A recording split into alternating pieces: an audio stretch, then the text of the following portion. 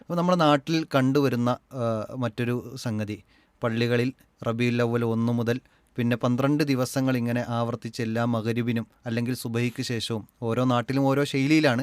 അപ്പോൾ അവിടെയൊക്കെ ഒരു മങ്കൂസ് മൗലൂദ് പോലെയുള്ള നബിയുടെ മദ്ഹ് പറയുന്നു എന്ന് പറഞ്ഞുകൊണ്ട് പറയുന്ന ചില വരികളും ഒരു ആചാരങ്ങളൊക്കെ കാണാൻ സാധിക്കും. ശരിക്കും ഇത് എന്താണ് അതിൻ്റെ ഇസ്ലാമിക മാനം?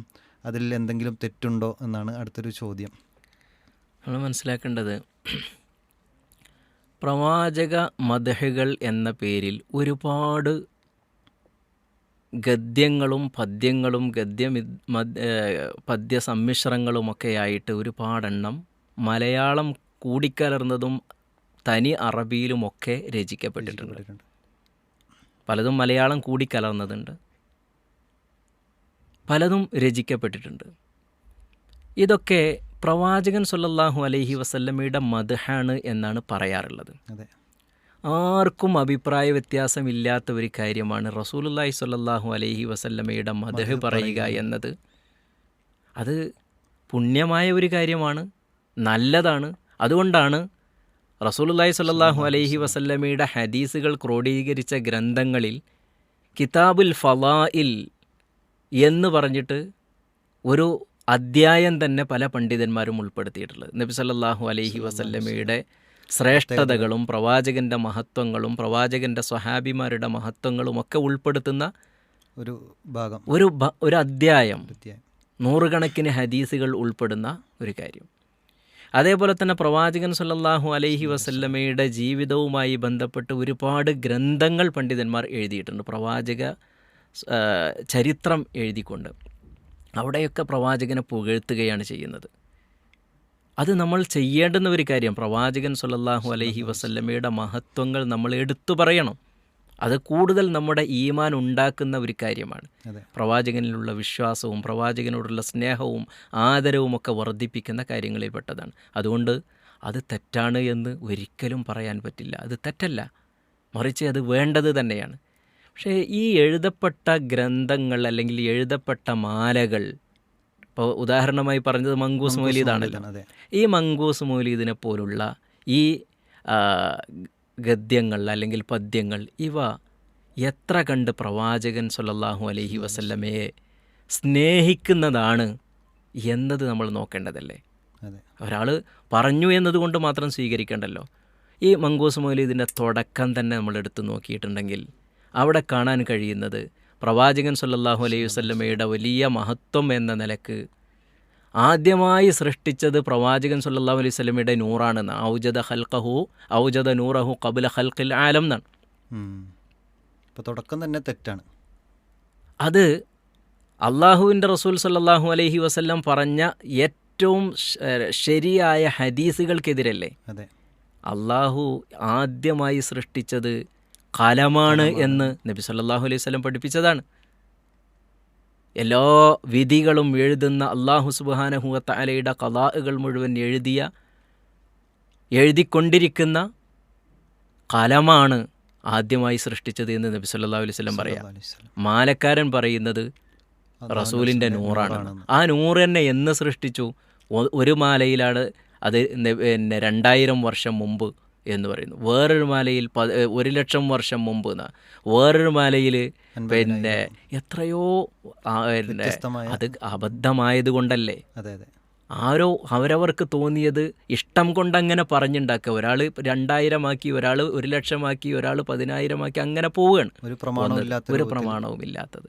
അതേപോലെ തന്നെ വേറെയും നമുക്ക് കാണാൻ കഴിയുന്ന ഒന്നാണ്, പ്രവാചകൻ സ്വല്ലല്ലാഹു അലൈഹി വസല്ലമയെ കൊണ്ട് ആദം അലൈഹിസ്സലാം തവസ്സുലാക്കി, നൂഹ് അലൈഹിസ്സലാം തവസ്സുലാക്കി. അവരെയൊക്കെ രക്ഷിച്ചത് പ്രവാചകൻ സ്വല്ലല്ലാഹു അലൈഹി വസല്ലമയാണ്. പ്രവാചകൻ നബിയെക്കൊണ്ട് തവസ്സുലാക്കിയത് കൊണ്ടാണ്.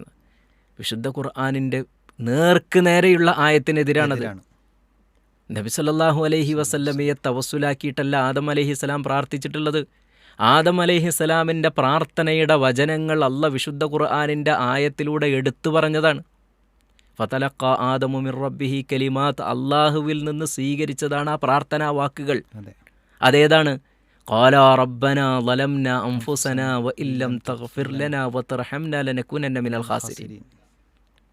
ഞങ്ങൾ ഞങ്ങളോട് തന്നെ അതിക്രമം ചെയ്തു പോയി റബ്ബേ. നീ ഞങ്ങൾക്ക് പുറത്തു തന്നിട്ടില്ലെങ്കിൽ, നീ ഞങ്ങൾക്ക് വിട്ടുവീഴ്ച ചെയ്തു തന്നിട്ടില്ലെങ്കിൽ ഞങ്ങൾ എന്ന തീരാ നഷ്ടക്കാരുടെ കൂട്ടത്തിൽ പെട്ടുപോകും. അതുകൊണ്ട് നീ ഞങ്ങൾക്ക് പുറത്തു തരണം. ആ വാക്കുകളടക്കം വിശുദ്ധ ഖുർആൻ എടുത്തു പറഞ്ഞു. അതിനെതിരല്ലേ ഇത്? അതിനെതിരല്ലേ? പ്രമാണവിരുദ്ധ. അത് തുടക്കം മുതൽ തന്നെ അങ്ങനെയാണ് നമുക്ക് കാണാൻ കഴിയുന്നത്. അവിടെ നിന്ന് അങ്ങോട്ട് അതിൻ്റെ വരികൾ, പ്രവാചകനെ പുകഴ്ത്തിക്കൊണ്ടുള്ള വരികൾ നോക്കുകയാണെങ്കിൽ എത്ര വരികളാണ്. പ്രവാചകനോട് നേർക്ക് നേരെ പാപമോചനം തേടുന്ന വരികൾ. ഇർതകബ്തു അലൽ ഖത ഗൈറ ഹസ്രിൻ വഅദദ് ലക അഷ്കൂ ഫീഹി യാ സയ്യിദി ഖൈറൻ നബി. അതിലുള്ള വചനമാണ്. ഒരുപാട് കുറ്റം ഞാൻ ജീവിതത്തിൽ ചെയ്തു കൂട്ടി, പ്രവാചകരെ അങ്ങയോടാണ് എനിക്ക് ആവലാതി ബോധിപ്പിക്കാനുള്ളത് എന്നാണ്. അപ്പം നിങ്ങൾ പുറത്തു തരണമെന്നാണ് പറയുന്നത്. ആവലാതി ബോധിപ്പിച്ചിട്ട് യഥാർത്ഥത്തിൽ വിശ്വാസികൾ എന്താ ചെയ്യേണ്ടത്, എങ്ങനെ ചെയ്യണമെന്നാണ് അള്ളാഹ് പറഞ്ഞിട്ടുള്ളത് വിശുദ്ധ ഖുർആനിൽ. തെറ്റ് സംഭവിച്ചാൽ റബ്ബിനോട് പ്രാർത്ഥിക്കണം. റബ്ബിനോട് അല്ലദി അസ്റഫു അലാ അൻഫുസിഹിം ലാ തഖ്നതു മിർ റഹ്മത്തില്ലാ. നിങ്ങൾ അള്ളാഹുവിൻ്റെ റഹ്മത്തിനെ സംബന്ധിച്ച് ഒരിക്കലും നിങ്ങൾ നിരാശരാകരുത്. ഇന്നല്ലാഹ യഗ്ഫിറുദ് ദുനൂബ ജമീഅ. മുഴുവൻ പാപങ്ങളും അള്ളാഹ് പുറത്തു തരിക അല്ലേ? അള്ളാഹിനോട് നിങ്ങൾ പൊറുക്കലിനെ ചോദിച്ചു കൊള്ളുക, പ്രാർത്ഥിച്ചു കൊള്ളുക, അവൻ പുറത്തു തരും, അവൻ പ്രാർത്ഥനയ്ക്ക് ഉത്തരം നൽകും എന്ന് പറഞ്ഞതിന് നേരെ വിപരീതമായിട്ട് ജീവിതത്തിലെ പ്രയാസങ്ങൾ അല്ലേ, ജീവിതത്തിലെ പ്രയാസങ്ങൾ എനിക്ക് നീ ഒഴിവാക്കി തരണേ എന്ന് മറ്റൊരു മൗലിദിൽ കാണാൻ പറ്റും. വനജ്ജിനി മില്ലല്ലാ അല്ലേ, നരകത്തിൽ നിന്ന് എന്നെ നീ മോചിപ്പിക്കണേ എന്ന് പറയുന്നത് ആരോടാണ്? നബിയോടാണ്. അതുകൊണ്ട് മങ്കൂസ് മൗലീദാകട്ടെ, മറ്റുള്ള മൗലീദുകളാകട്ടെ, അത് പ്രവാചകൻ സല്ലല്ലാഹു അലൈഹി വസല്ലമയുടെ ശരിയായ മഹത്വങ്ങൾ ഉൾക്കൊള്ളുന്നതാണെങ്കിൽ ഒരിക്കലും അത് വിമർശിക്കുന്നില്ല ഒരാളും. നേരെ മറിച്ച് അതിലുള്ളത് മുഴുവൻ ഇതുപോലുള്ള പച്ചയായ ശിർക്കും അതേപോലെ തന്നെ വിരോധിക്കപ്പെട്ട തവസ്സുലും ഇസ്തിഗാസയും അതാണതിൽ കുത്തി നിറച്ചിരിക്കുന്നത്. ആ കൂട്ടത്തിൽ ചിലത് നന്മകളുമുണ്ട്, ചിലത് ശരിയായതുമുണ്ടാകും എന്നതേ ഉള്ളൂ. അതുകൊണ്ട് ഈ മങ്കൂസ് മൗലീദ് പാരായണം ചെയ്യുന്നത്, അതേപോലെ തന്നെ മറ്റു മൗലീദുകൾ പാരായണം ചെയ്യുന്നത് അത് ശരിയല്ല. പ്രവാചകൻ സ്വല്ലല്ലാഹു അലൈഹി വസല്ലമയുടെ മഹത്വം പറയുന്ന ഗ്രന്ഥങ്ങൾ ധാരാളമായിട്ടുണ്ട്.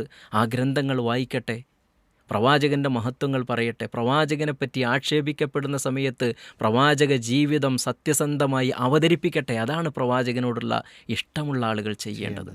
അങ്ങനെയല്ലേ നമ്മൾ ചെയ്യേണ്ടത്? അതെ.